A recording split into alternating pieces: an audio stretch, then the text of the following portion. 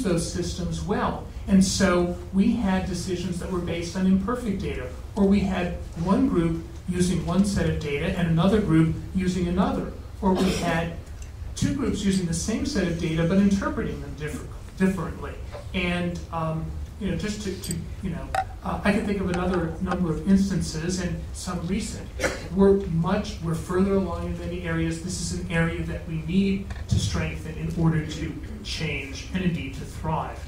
Collaboration is obvious. I think we're in a situation that does this well, but yet there still are some silos. There are some units that, and I'm not sighing in frustration, but it just happens in organizations that perhaps they feel stressed legitimately because of their resources. The most they can do is to operate with one another. There's too little time, too little flexibility, too little of their own sense of an ability to change to always support the best collaboration with other areas. Again, we've made enormous strides. We have to continue to make those strides if we're going to thrive.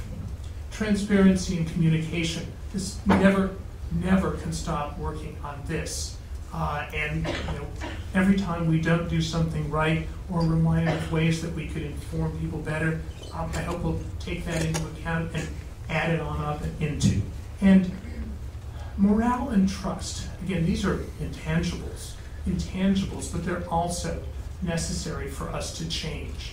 I don't think there's any way to guarantee good morale, but through the use of all those functions for being fair, being open, constantly seeking to communicate, I'm hoping that we continue to do this. I believe, actually, in many areas that morale has improved because people sense we are all doing our jobs better. The students are happier.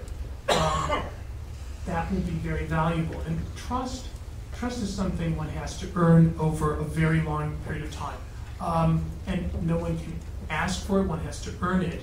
I think that there are some structures, some systems, and a good bit of history that leads to the fact that there's a lot of work that I and we all need to do to have trust be extended first,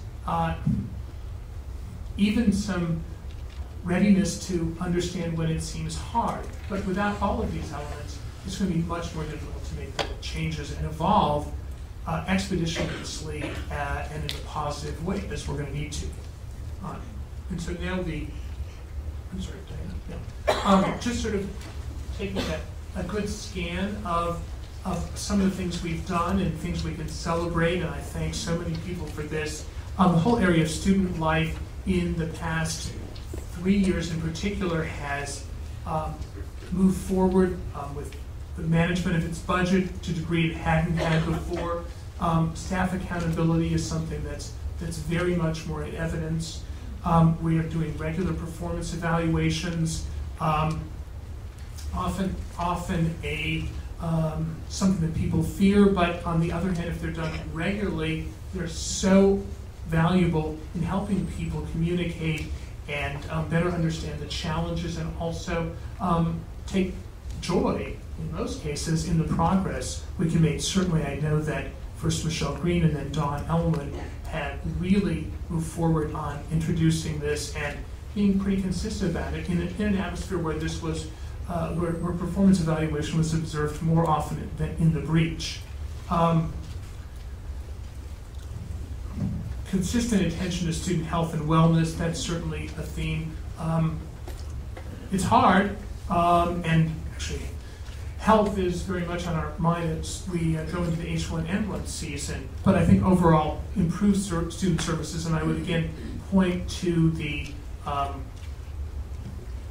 reorganization of where the residential life office is and how it's now more centralized, and also the opening of the school year itself as good evidence of that. Institutional advancement, our outreach arm to alumni, and also obviously our fundraising, both from private and grant donations. There's been a sea change in that office since over the past 4 years, I would say, in Data integrity and systems. This was one of the first places where I discovered very great gaps in that.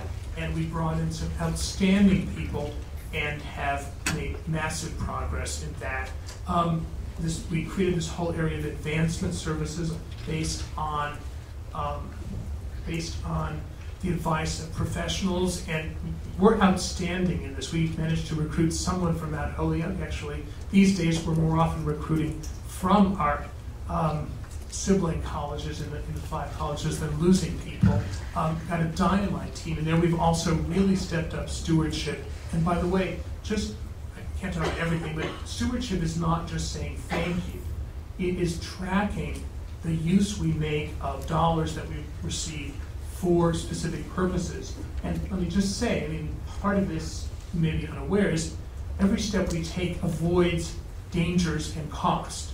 And Princeton was just sued, and other institutions have been, because donors decided that they had not used their gifts according to the terms. So stewardship it includes saying thank you and letting donors know how wonderful, the wonderful stories that come from the impact of their gift, but it's also policing ourselves to make sure that we use monies for the purposes they were intended. It's very, very important work, and we're now doing it in a way that we hadn't before. And in fact, the first step we had to do was to clean up some unclarities from decades. We've upgraded the experience level of our annual fund. We're setting performance goals, and quite honestly, staff come in and are held to those performance goals. It's an important measure because this is a unit more than most which brings revenue in to the college, both for today and for the long run.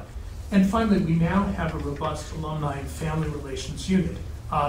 Without the goodwill and support of our alumni and our families, we would be in very, very serious trouble. So this is all important, and I'm very pleased with the way it's working.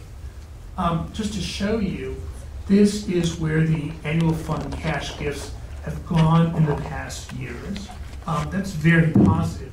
And the fact that it went up from 07 to 08 to 08, 09 is, I hope you understand, completely miraculous. No, it's not miraculous. It's astonishing. It's an achievement in these years. Lots of schools saw a drop in that number.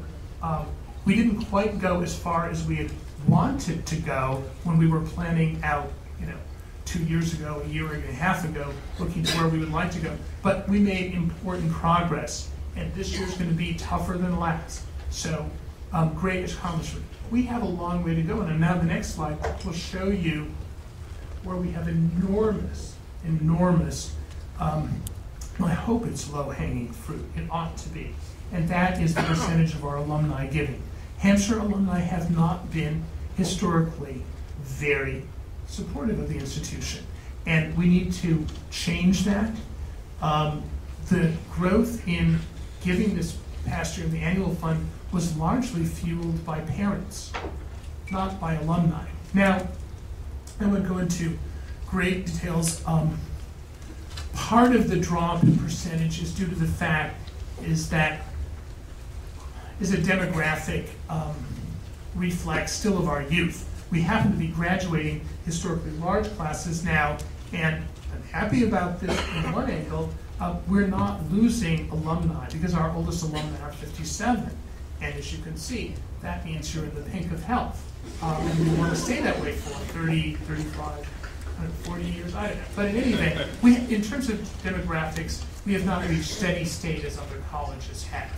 However, this is a golden opportunity, and though I don't have a slide for this, one of the things that we are doing, which I think will be the foundation stone of a different pattern of alumni giving in the future, is our graduating student gift, which 4 years ago was, I'm going to pick these numbers off of my memory, see how good I am. 4 years ago was 7 students, 3 years ago was 16 students, 2 years ago was 37 students, and this past year, did I hear 120? So I'll get a slide